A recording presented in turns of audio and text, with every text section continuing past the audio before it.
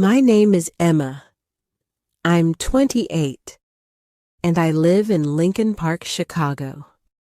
From the outside, life looks good. Tall trees line quiet streets. Small shops greet every corner. Friendly neighbors smile. I have a husband, Leo. I have a cozy apartment. I have a stable job at a bookstore. People say, "Emma, you're lucky." But every morning, I wake with a heavy heart. Inside, I feel sad. 1 year ago, I made a big decision. I married Leo.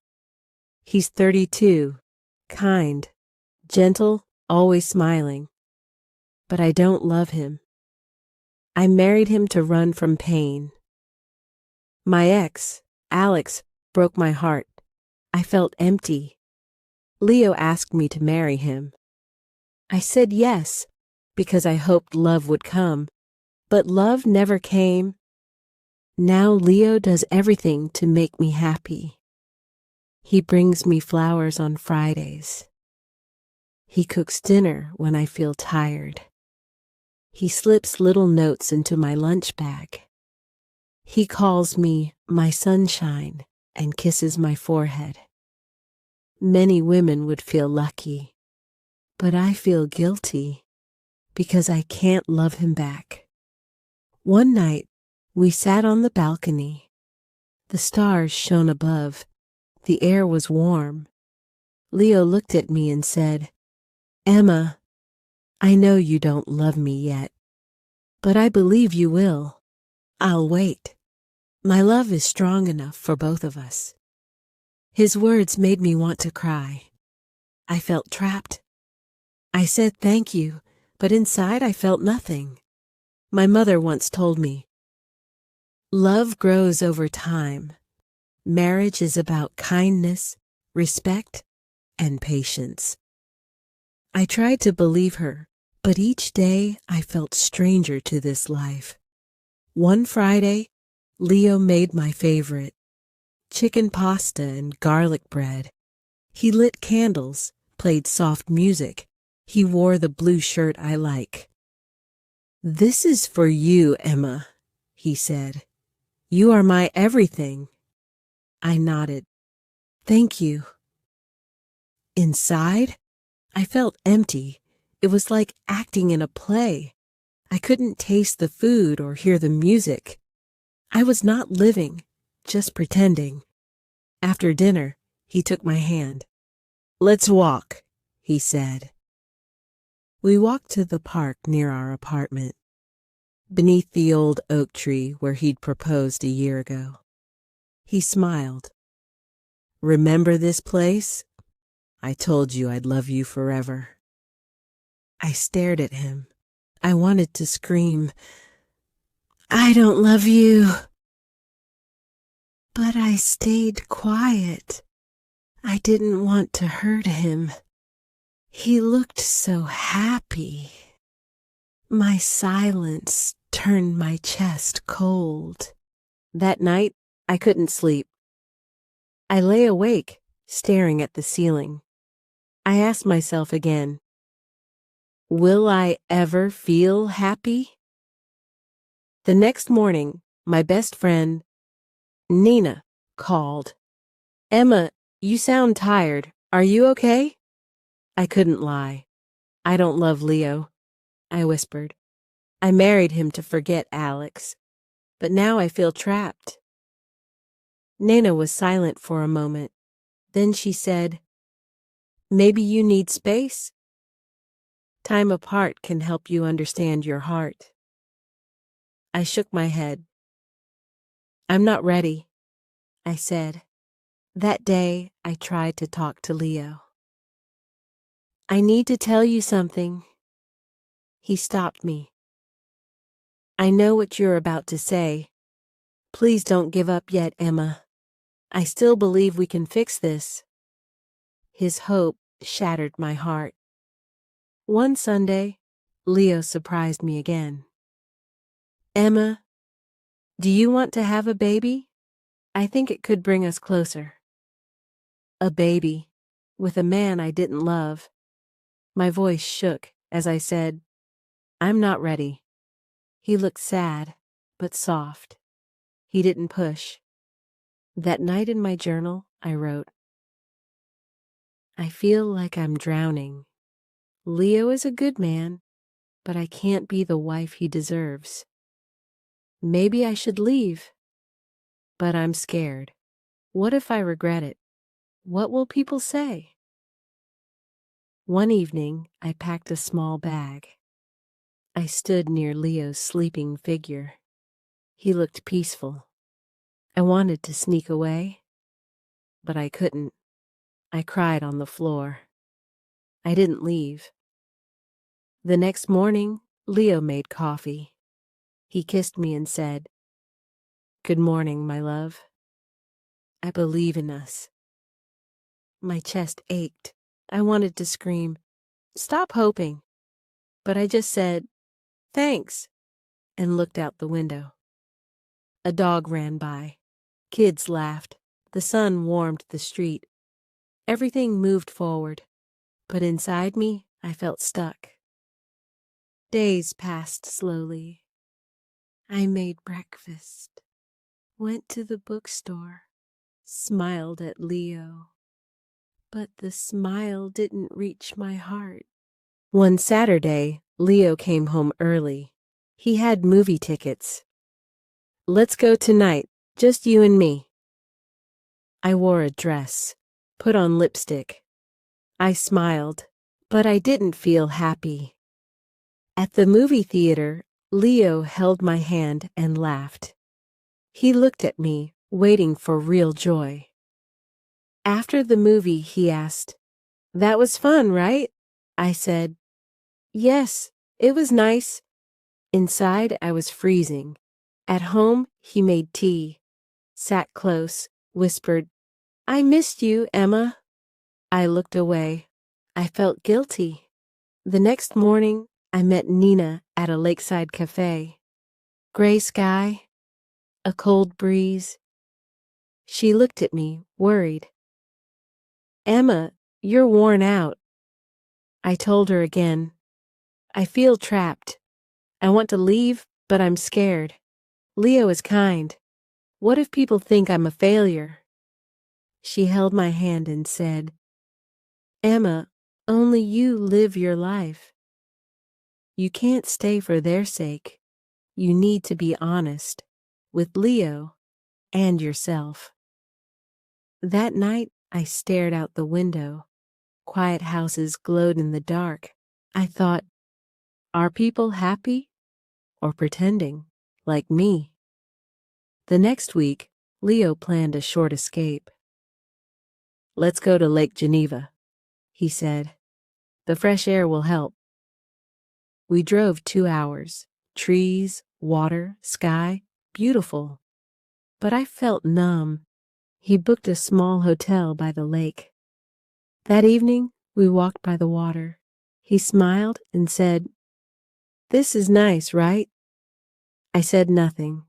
That night, he gave me a box. Inside, a heart-shaped necklace. It's my heart, he said. It's for you. I cried, not from love, but guilt. I don't deserve this, I whispered. He just held my hand and nodded. Back in Chicago, I started writing letters to myself. One said, Emma, you are not a bad person. You made a mistake, but not out of hate. You needed healing. Another said, Leo is kind, but he is not your home. Writing helped me breathe. A few days later, Nina called. You sound stronger. I nodded. I'm going to tell him, I said. She said quietly, I'm proud of you. That evening, I made tea and sat with Leo. My hands trembled. Leo, I said, I care about you. You are a good man, but I don't love you. I never did. I was hurt. I thought love would grow, but it didn't. He looked at me. His face was gentle. Tears shone in his eyes. I always knew, he said softly. I saw it in your eyes, but I hoped. Tears rolled down my cheeks. I'm so sorry, I whispered. He nodded. I love you, Emma, but I can't keep trying alone. He stayed kind. No anger, no blame, just deep sadness. That night, I slept on the couch. I whispered to the darkness.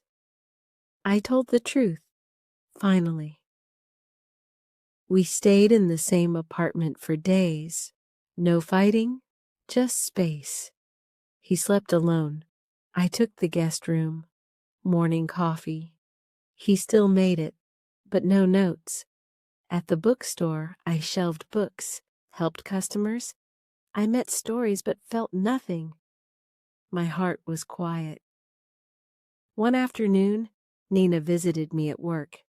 She said, "How are you doing?" "I'm okay," I said softly. She smiled. "That's a start. What will you do now?" I replied, "I need to leave." That evening, I told Leo. He asked, "Do you have a place?" I said, "Yes." Nina offered her guest room. He nodded. "Emma, I'm not angry. I'm just sad. Maybe this is the right choice." Tears came again. "I never wanted to hurt you," I said. He gave a small smile. "You didn't break my heart. I gave it to you. I don't regret loving you." The next morning, I packed a few clothes and books. The apartment felt heavy. The coffee mug, the photo, the blanket, they all said goodbye. Leo helped carry my bag. He said, "If you need anything, call me." I nodded. "Thank you," I said. "You were always good to me." He looked at me once more. "Take care, Emma." Then I walked out. Nana waited in her car. She smiled and opened the door. "Let's go," she said. I got in and didn't look back. I stayed at Nana's for a few weeks. I helped with cooking. I watched movies.